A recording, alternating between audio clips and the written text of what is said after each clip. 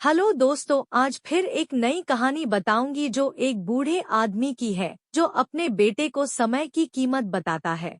एक बार की बात है, एक गांव में एक बूढ़ा आदमी रहता था। वह बूढ़ा आदमी अपने बेटे से बहुत परेशान था क्योंकि उसका बेटा बहुत ही नालायक था, कामचोर था। वह कोई काम नहीं करता था और बस गांव में इधर से उधर घूमा करता था। तो एक दिन उस बूढ़े आदमी ने अपने बेटे को सबक सिखाने का सोचा। उसने अपने बेटे को अपने पास बुलाया और उससे कहा कि बेटा, घर के अंदर अलमारी में एक घड़ी रखी हुई है, तुम उसे निकाल कर लाओ। लड़का घर के अंदर गया और उस घड़ी को बाहर निकाल कर लाया। फिर उसके पिता ने उससे कहा कि अब तुम एक काम करो, इस घड़ी को अपने साथ बाजार में लेकर जाओ और जितने लोग भी तुम्हें मिलेंगे सबसे तुम इस घड़ी की कीमत पूछकर आना। अब वो लड़का उस घड़ी को लेकर बाजार में चला गया। उसने बाजार में सभी लोगों से उस घड़ी की कीमत पूछी। किसी ने उस घड़ी की कीमत 500 बताई, किसी ने 1000 तो किसी ने 800। सभी लोगों ने उस लड़के को उस घड़ी की कीमत अलग अलग बताई और कई लोगों ने एक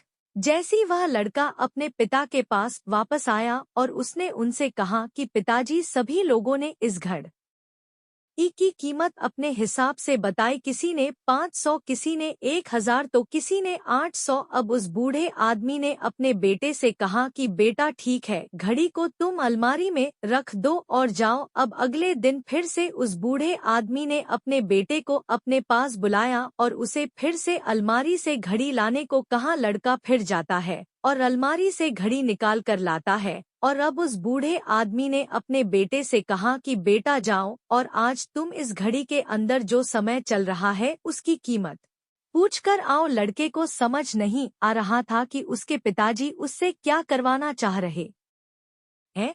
वह दुखी मन से फिर से घड़ी को लेकर बाजार में चला जाता है और सभी लोगों से उस घड़ी के अंदर जो समय चल रहा था उसकी कीमत पूछता है। लोगों को लगता है कि इस लड़के की मानसिक स्थिति ठीक नहीं है। कल यह घड़ी की कीमत पूछने आया था और आज समय की बहुत से लोगों ने उसे भगा दिया और कुछ लोग उस पर हंसने लगे। अब लड़का परेशान हो जा है और सोचता है कि यह मेरे साथ क्या हो रहा है। तभी वह आखिरी बार एक बूढ़े आदमी की दुकान पर जाता है। वह बूढ़ा आदमी बहुत व्यस्त था। वह लड़के का सवाल सुनते ही समझ गया कि लड़का उससे क्या पूछना चाह रहा है। उस बूढ़े आदमी ने अपना कुछ समय निकालकर लड़के से कहा, बेटा, यह जो समय है ना, जिसकी तुम कीमत पूछ रहे हो, इसकी कोई कीमत नहीं लगा सकता है। तुम करोड़ों रुपए देकर भी अपनी जिंदगी का एक सेकंड वापस नहीं ला सकते हो। इसीलिए इस टाइम का सही उपयोग करो। टाइम की एक अच्छी बात है और एक बुरी बात है। बुरी बात यह है कि टाइम गुजर जाता है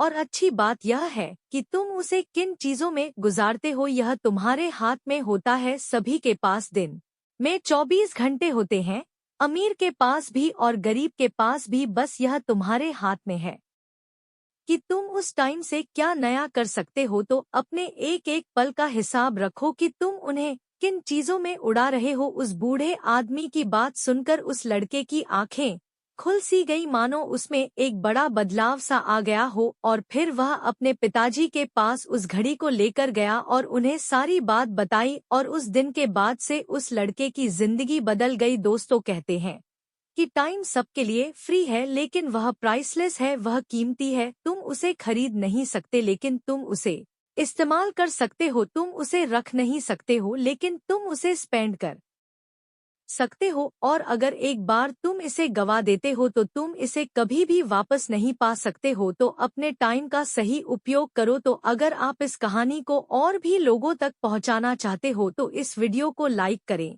ताकि, और अगर कहानी अच्छी लगी हो तो हमारे चैनल को सब्सक्राइब जरूर करिए। मिलता हूँ मैं अगली बार इसी तरह की कहानी के साथ। तो सब्र करो, शुक्र करो और जिंदगी में आगे बढ़ो।